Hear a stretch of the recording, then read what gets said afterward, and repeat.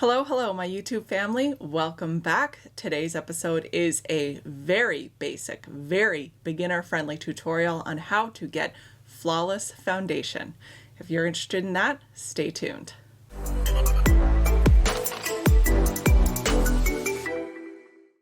Well, hello. My bare skin and I welcome you.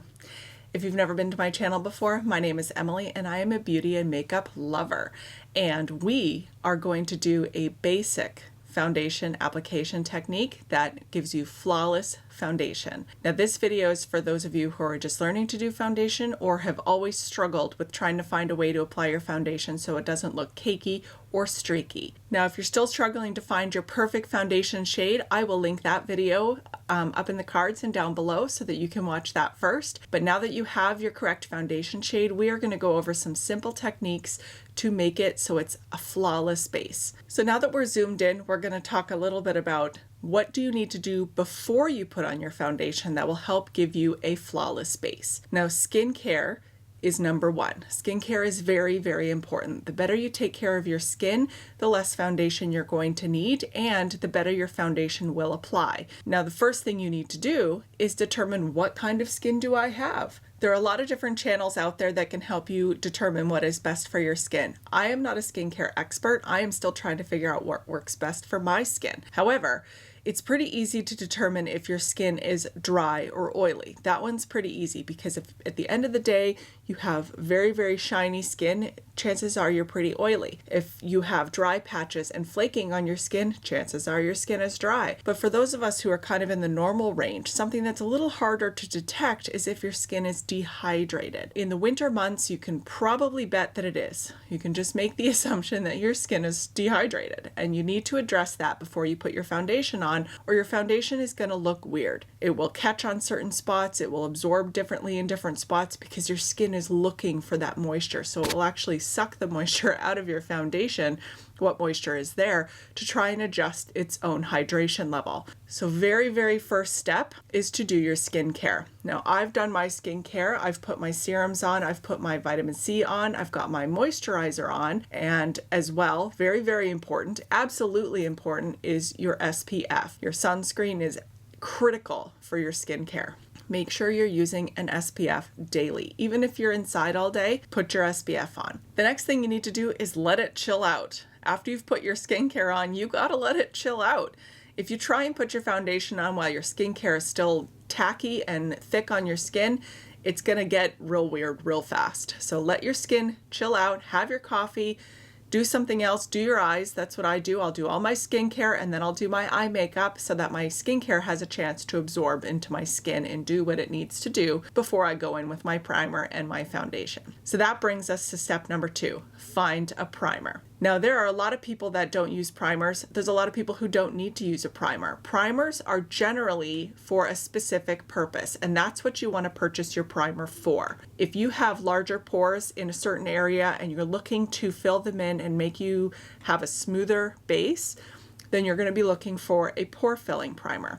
If you have specific areas that are more dehydrated or have drier patches, then you're looking for a hydrating primer. If you have oily or combination skin and you need something mattifying, then you'll be looking for a mattifying primer. If you're like me and you work really, really long days and are in a mask most of the day, you'd be looking for maybe a gripping primer. So there's multiple types of primers out on the market. You need to pick one, not just because your favorite YouTuber said it was good, but because it's what your skin is looking for. Now today I'm going to be trying out a new primer, and it is a pore filling smoothing primer. I generally go for a gripping primer, but I'm not going anywhere today. So I'm just filming, so I'm going to be looking for the smoothest base that I can get. So one thing a lot of people do, and sometimes they don't talk about it, is use different primers for different areas of their face. That's perfectly acceptable. If you only get dehydrated and dry around the perimeters of your face, then keep your hydrating primer to the perimeters of your face. If you're only getting oily in the center part of your face, in your T-zone, then only put your mattifying primer there. That's perfectly acceptable. That's absolutely what you should be doing. Today, I'll be using a pore filling primer to smooth out the areas of my skin that have a little bit more texture due to larger pores, trying to get the smoothest base possible. So the primer I'm using today is the Haley's Beauty Refine Primer. Comes in this teeny tiny little package. And it's an interesting package because the back of it is hard, but the front of it is squishy. So it's interesting.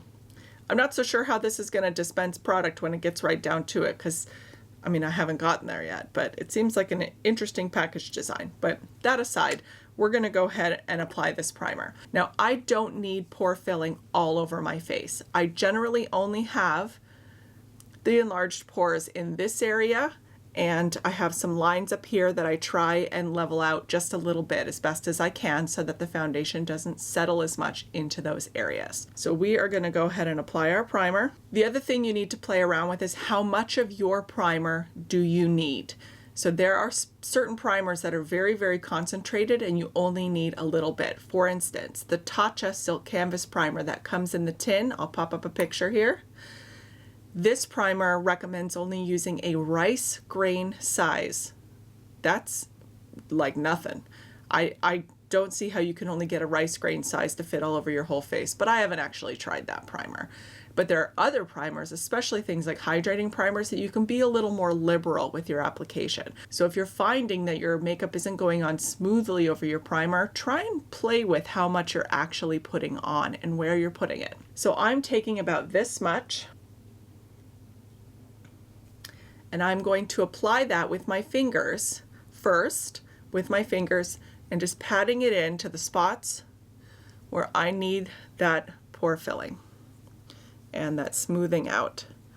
Now I use patting motions so that I can actually press the product into my skin. I do have some enlarged pores in between my eyebrows as well, but I press my product in. So this primer sets up pretty quickly, but there are other primers that you do need to give them some time to also absorb into your skin, settle down, set up before you put makeup on top. So make sure you read the directions and play around with it a little bit.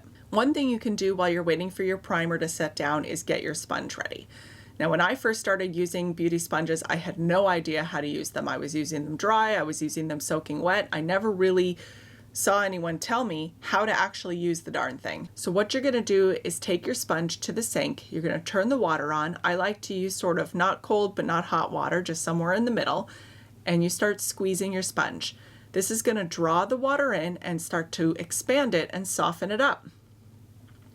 Once you feel your sponge has expanded fully, you turn your water off and you squeeze. You squeeze that sponge with all your might and try and get as much water out as you can. Then, this is very important, then you take your sponge to a towel and you squeeze it again. This will get the rest of the excess water out. You do not want excess water in your sponge because this will mess up the finish of your foundation. So now that your sponge is expanded and nice and bouncy, we're gonna get some foundation on our face. I like to use a mixing palette because I don't like to have foundation left over all over my hands. Sometimes I forget to wash it off and then I get to work and I'm like, oh my gosh, I've got a swipe of foundation on the back of my hand.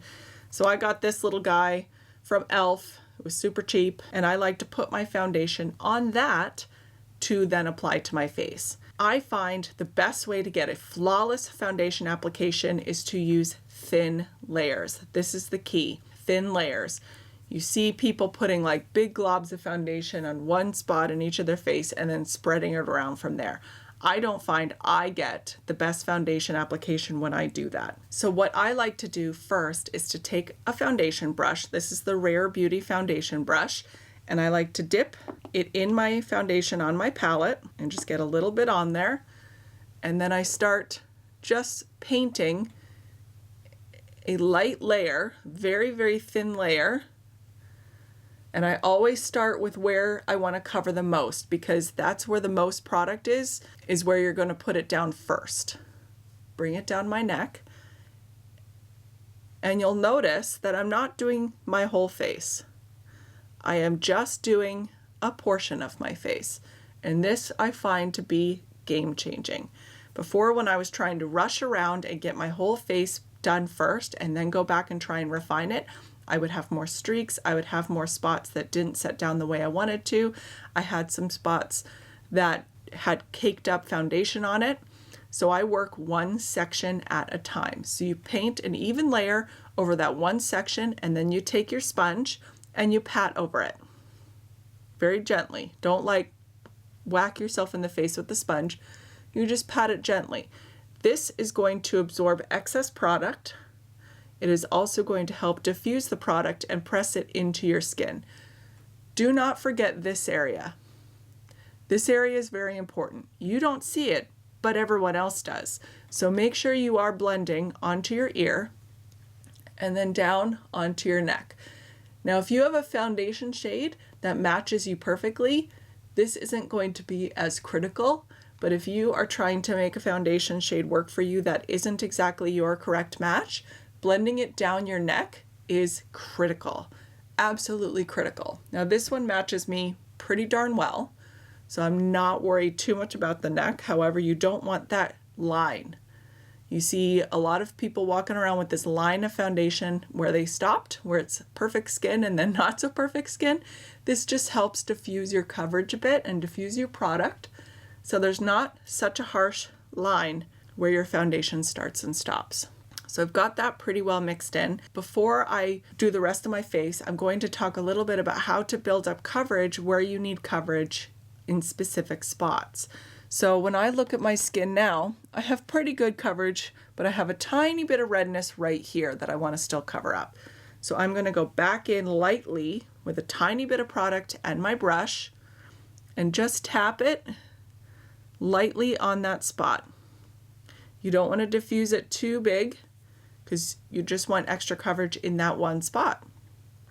And then I tap it off again in that one spot.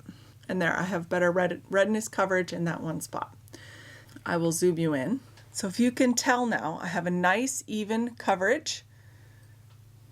It's not caked up anywhere. It matches my neck. There's no harsh line. It doesn't look weird around my nose or my mouth. And I have a flawless base. So we're going to move on to the rest of the face. So if you are using a full coverage foundation like me, these tips are absolutely critical. I am using the Estee Lauder Double Wear Stay in Place makeup, and this stuff is full coverage. With full coverage foundations, you want to be very mindful of how you're applying because they can end up looking cakey really quickly. So if you pay more attention to how you're applying it, you're going to get a better application overall. And it's going to look better and it's going to stay in place better. Don't forget your ear. So another important thing is when you're doing around your nose, you press the foundation into those labial folds and don't swipe. No swiping. Swipe or no swiping. You want to make sure you're patting. If you swipe with your brush, you're going to end up with brush marks. And we don't want brush marks on our face. And then I'm pressing it in with my sponge. Now I do already have my product on my forehead, and I want to talk a little bit about the hairline. So if you're like me and you have a pretty pale hairline underneath your hair, you need to make sure you're blending really well in this area so you don't have this line. I would have like a white line around my face, like a halo. You want to almost blend right over. Hold your hair down and blend right over your hair follicles. Don't worry, you're not going to get too much fat. As long as you've applied a light layer, you're not going to get a bunch of product in your hair. If you've caked it on and you've just globbed it across your face and then started patting it in, yeah, you might end up with a ton of foundation in your hair, which is weird looking. But if you did your light layer with your brush and then you're just patting back over with your sponge to further diffuse and press the product into your skin, you're not going to get a ton of foundation in your hair. You're just going to diffuse that line and make it so it blends in with the rest of your hairline.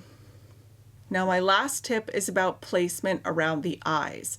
If you're going to be wearing concealer, you don't want to bring your foundation up around your eyes, because the more product you add under here, the cakier it's going to look and the more it's going to settle into your fine lines and creases if you have them.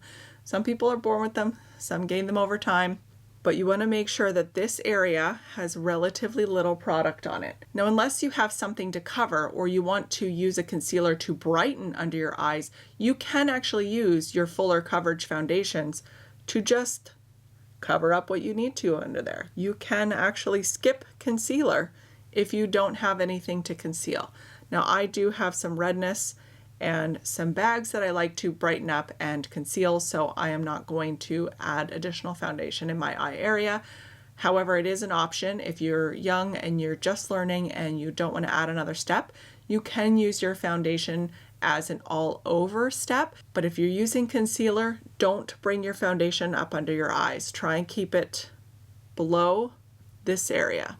So now that we have our foundation set down and it's all blended in, we have a flawless blank canvas to work with. I'll zoom you back in and show you what it looks like. So this is what my skin is looking like.